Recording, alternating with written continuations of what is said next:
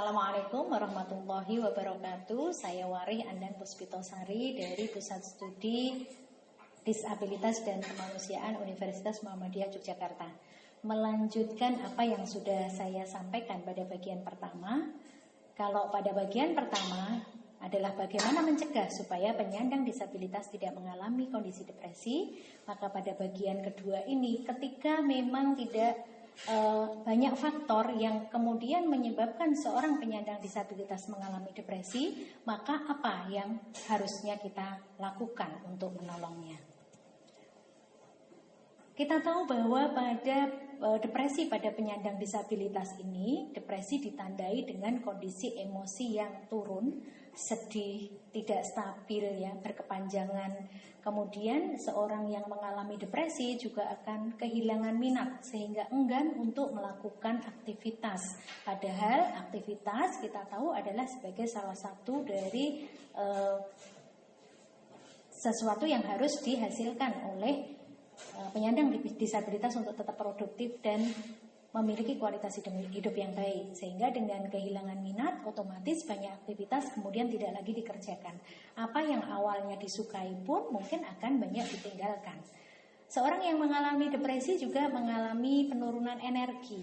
Jadi energinya atau tenaganya berkurang cukup banyak. Bukan karena malas, tapi karena memang proses depresi yang terjadi pada sistem saraf pusatnya. Sehingga rasanya menjadi loyo, lesu, dan tidak bersemangat untuk melakukan aktivitas. Penderita depresi juga ditandai dengan adanya harga diri yang rendah, pesimis, putus asa, dan bahkan ketika berada dalam kondisi yang sangat berat, yang benar-benar kita harus jaga adalah ide-ide untuk menyakiti, bahkan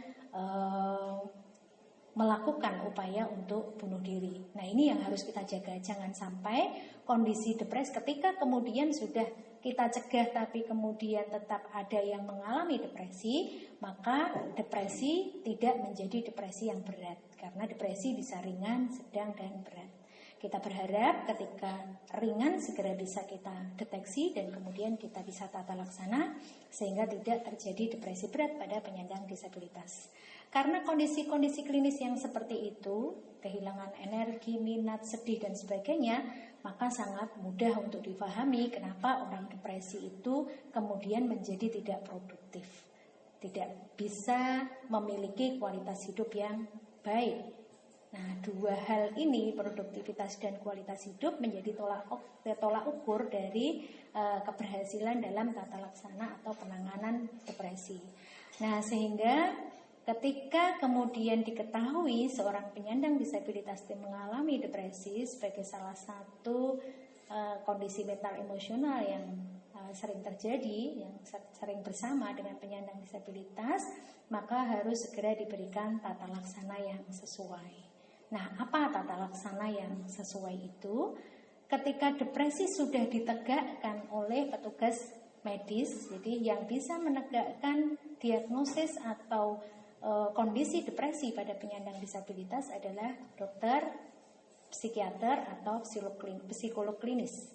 Dan setelah tegak, maka apa upaya yang harus dilakukan? Yang pertama adalah tata laksana yang berupa obat atau kita mengenal dengan farmakoterapi. Apakah semua penderita depresi selalu mendapat obat? Tentu tidak. Dokterlah yang akan menentukan apakah penderita depresi ini membutuhkan bantuan atau upaya yang menggunakan obat atau belum membutuhkan tata laksana obat. Sehingga ketika memang dibutuhkan obat, maka semua adalah sudah dengan pertimbangan bahwa itu menjadi faktor penting untuk mengembalikan penyandang disabilitas dalam kondisi yang sehat mental kembali. Kemudian setelah tata laksana obat atau ketika tidak membutuhkan mungkin tata laksana yang berupa obat, maka tata laksana yang lain adalah yang non farmakoterapi atau yang bukan obat. Wujudnya bisa psikoedukasi, bisa psikoterapi yang ini diberikan oleh profesional di tenaga kesehatan. Bisa psikolog, bisa psikiater, dokter, perawat, atau yang lainnya. Dan mudah diakses karena di layanan primer, layanan ini juga tersedia. Selanjutnya, setelah upaya yang dilakukan oleh tenaga profesional, tentu tidak luput dari dukungan keluarga dan lingkungan. Support sistem yang bagus sangat dibutuhkan oleh penderita depresi untuk kemudian pulih kembali. Kepatuhan terhadap tata laksana yang dilakukan sangat butuh didukung oleh keluarga dan lingkungan. Nah, supaya keluarga dan lingkungan bisa memberikan dukungan yang tepat, support sistem yang tepat, tentu mereka membutuhkan edukasi dari kita supaya mereka bisa bersikap secara benar dan ini mendukung penyandang disabilitas yang mengalami depresi untuk segera pulih kembali, beraktivitas kembali dan produktif serta memiliki kualitas hidup yang baik. Kita cegah dan ketika memang terjadi depresi maka segera kita berikan tata laksananya. Demikian, terima kasih. Assalamualaikum warahmatullahi wabarakatuh.